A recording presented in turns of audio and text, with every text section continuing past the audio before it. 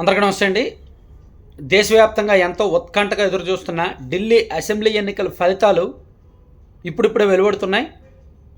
నేను ఈ video record చేసే సమయం అయితే ఉదయం 10 గంటలు 8వ తేదీ ఉదయం 10 గంటలకి అప్డేట్ ఏమిటంటే బీజేపీ లీడింగ్లో మ్యాజిక్ ఫిగర్ దాటేసింది. 38 స్థానాల్లో బీజేపీ ఆధిక్యంలో ఉంది. అయితే అనూహ్యంగా ఆమ్ ఆద్మీ పార్టీ అధ్యక్షుడు మాజీ ముఖ్యమంత్రి అరవింద్ కేజ్రీవాల్ వెనుకంజలో ఉన్నారు, వాటిమి అంచున ఉన్నారు. అలాగే ఢిల్లీ ప్రస్తుత ముఖ్యమంత్రిగా ఉన్న అతీషీ కూడా ఆమె కూడా వెనుకంజలో ఉన్నారు. ఢిల్లీలో ఆమ్ ఆద్మీ పార్టీ తరఫున పోటీ చేసిన కీలక నాయకులు వెనుకంజలో ఉండడం ఆ పార్టీకి ఎంత ఎదురుదెబ్బ అనేది చెప్పుకోవచ్చు. సో ఓవరాల్గా ఆమ్ ఆద్మీ పార్టీ 22 స్థానాల్లో ఆధిక్యంలో ఉండగా బీజేపీ 38 స్థానాల్లో ఆధిక్యంలో ఉండగా కాంగ్రెస్ పార్టీ 1 స్థానంలో ఆధిక్యంలో ఉందన్నమాట. సో ఇంకా ఫలితాలు పూర్తి స్థాయి ఫలితాలు అయితే రావాల్సి ఉంది. ఇక్కడ ఢిల్లీ ఎన్నికల ఫలితాల్లో ఆల్మోస్ట్ నేషనల్ మీడియాలో వచ్చిన చాలా ఎగ్జిట్ పోల్స్ బీజేపీయే గెలుస్తుంది అని ఇచ్చాయి. కానీ ఒక్క కేకే సర్వేస్ మాత్రమే ఆమ్ ఆద్మీ పార్టీకి 44 సీట్లు వస్తాయి అని ఇచ్చారు. సో పెద్ద పెద్ద నేషనల్ మీడియాలు, పెద్ద పెద్ద సర్వే సంస్థలు బీజేపీకి చెప్పినప్పటికీ కేకే సర్వే మన ఏపీ ఎన్నికల్లో కరెక్ట్గా చెప్పారు, హర్యానా ఎన్నికల్లో ఫెయిల్ అయ్యారు, మహారాష్ట్ర ఎన్నికల్లో సక్సెస్ అయ్యారు, ఇప్పుడు ఢిల్లీ ఎన్నికల్లో అనూహ్యంగా ఫెయిల్ అయ్యారు. నిజానికి కేకే సర్వేనే నిజమవుద్దని నేను పర్సనల్గా నమ్మాను. నేను కూడా నిన్నగాక మొన్న వీడియోలో చెప్పాను. ఆల్మోస్ట్ ఆమ్ ఆద్మీ పార్టీకే 38-39 సీట్లు వచ్చే అవకాశం ఉందని నేను కూడా చెప్పాను. ఎందుకంటే ఆమ్ ఆద్మీ పార్టీ వాళ్ళు ఢిల్లీలో విద్యా వైద్యాన్ని పూర్తిగా సంస్కరించారు, పూర్తిగా మార్చారు, ప్రక్షాళన చేశారు. గత 10 సంవత్సరాల్లో ఆమ్ ఆద్మీ పార్టీ ఏమైనా చేసింది అంటే విద్యారంగాన్ని, వైద్య రంగాన్ని పూర్తిగా మార్చారు. సో అక్కడ ఓటర్లో ఆమ్ ఆద్మీ పార్టీ పట్ల నిబద్ధత ఉంది, అభిమానం ఉంది. అలాగే తాగునీటి సరఫరా విషయంలో కావచ్చు, సంక్షేమ పథకాల విషయంలో కావచ్చు, అట్టడుగు వర్గాలకు దగ్గర అవడంలో ఆమ్ ఆద్మీ పార్టీ సక్సెస్ అయింది కాబట్టి వాళ్ళే గెలుస్తారు అని నేను కూడా వ్యక్తిగతంగా భావించాను. కానీ బీజేపీ చేసిన పోల్ మేనేజ్మెంట్ ముందు Aam Aadmi party నిలవలేకపోయింది. BJP party ఈ ఎన్నికలను ప్రెస్టీజియస్గా తీసుకుంది. ఖచ్చితంగా గెలవాల్సి అని 3 నెలల ముందు నుంచే ప్రణాళికలు రచించింది.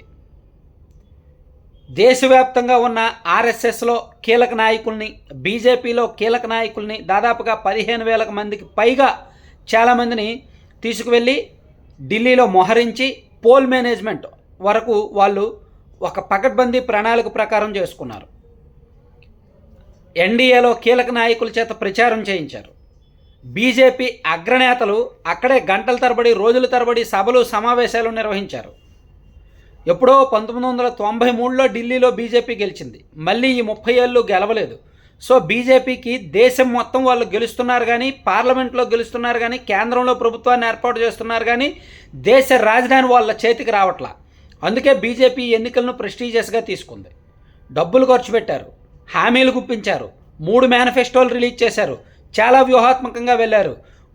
ఆమ్ ఆద్మీ పార్టీ బలహీనతల్ని అందుకున్నారు. అరవింద్ కేజ్రీవాల్ గారి మీద కేసులు ప్రభావితం చేశారు. ఇట్లా చాలా రకాలుగా ఆల్మోస్ట్ ఒకనొక దశలో పోలింగ్కి 3 రోజుల ముందు ఆమ్ ఆద్మీ పార్టీ చేతులు ఎత్తేసిందంటే నమ్మగలరా? ఆమ్ ఆద్మీ పార్టీ లీడింగ్లో ఉన్నప్పటికీ పోలింగ్కి 3 రోజుల ముందు ఇంకా పూర్తి స్థాయిలో ఈ ఆప్ చేతులు ఎత్తేసి బీజేపీ చేతుల్లోకి వెళ్ళిపోయింది. పోలింగ్ రోజు కూడా మధ్యాహ్నం 3 గంటల తర్వాత బీజేపీ వాళ్ళ చేతుల్లోకే చాలా పోలింగ్ బూతులు వెళ్ళిపోయాయి. నేను ఈ మాట నిన్నగాక మొన్న మన 3వ ఛానల్ శ్రీనివాస్ లైఫ్ బుక్ అని 3వ ఛానల్ ఉంది కదా, అందులో చెప్పాను, ఒకసారి చూడండి. పోలింగ్ రోజు మధ్యాహ్నం 3 గంటల తర్వాత ఆమ్ ఆద్మీ పార్టీ ఏజెంట్లు చాలామంది పోలింగ్ బూతులు వదిలేసి వెళ్ళిపోయారంట. 60% ఆఫ్ పోలింగ్ బూతులన్నీ బీజేపీ కంట్రోల్లోకి వచ్చేసాయంట చివరి 3 గంటల్లో.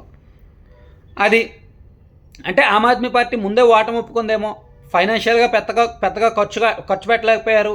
అది అరవింద్ కేజ్రీవాల్ గారి మీద ఉన్న కేసుల ప్రభావం కావచ్చు, లేదా బీజేపీకి ఆ ఓటర్లు పూర్తిగా బీజేపీ పట్ల అనుకూలంగా ఉన్నారని వాళ్ళు నమ్మి ఉండొచ్చు. మొత్తానికి రీజన్స్ ఏమైనా సరే, సో ఇక్కడ బీజేపీ వేసిన వ్యూహాలు సక్సెస్ అయ్యాయి. కొన్ని చోట్ల ఆమ్ ఆద్మీ పార్టీ ఓట్లు చీలడానికి కాంగ్రెస్ వాళ్ళని ప్రయోగించారు, అది కొంత సక్సెస్ అయినట్టు కనిపిస్తోంది. కొన్ని చోట్ల ఆమ్ ఆద్మీ పార్టీకి పడే ముస్లిం ఓట్లు చేల్చడానికి ఎంఐఎం పార్టీని ఎంకరేజ్ చేశారు, అది కూడా సక్సెస్ అయినట్టు కనిపిస్తోంది. అలాగే వలస ఓటర్లు ఎవరైతే ఉంటారో అక్కడ పూర్వాంచల్ ఏరియాలో ఉంటారు కదా, ఉత్తరప్రదేశ్ బీహార్ ఓటర్లు, ఆ ప్రాంతంలో యూపీ నుంచి కీలక నాయకుల చేత ప్రచారం నిర్వహించారు. అది కొంత సక్సెస్ అయింది. గుజరాత్ వాళ్ళ చేత, బీహార్ వాళ్ళ చేత, ఈవెన్ తెలుగు రాష్ట్రాల ఓటర్లు ఎక్కువగా ఉన్న చోట చంద్రబాబు గారు కూడా వెళ్ళి ప్రచారం చేశారు. ఇట్లా బీజేపీ వాళ్ళ వ్యూహాత్మకమైన ప్రచారము, వాళ్ళు ఇచ్చిన మేనిఫెస్టోలు, వాళ్ళు ఇచ్చిన హామీలు, వాళ్ళు చేసిన పోల్ మేనేజ్మెంట్ ఇవన్నీ సక్సెస్ అయ్యి బీజేపీ గెలిచిందనమాట. సో అనేక కారణాలు ఉన్నాయి. అయితే ఇక్కడ అనూహ్యంగా కేకే సర్వే ఫెయిల్ అవడం పాపం ఆయన నిలకడగా మరోసారి ప్రశ్నార్థకంగా మారింది. సో దాని మీద నేను సెపరేట్గా ఒక వీడియో చేస్తాను. Thank you.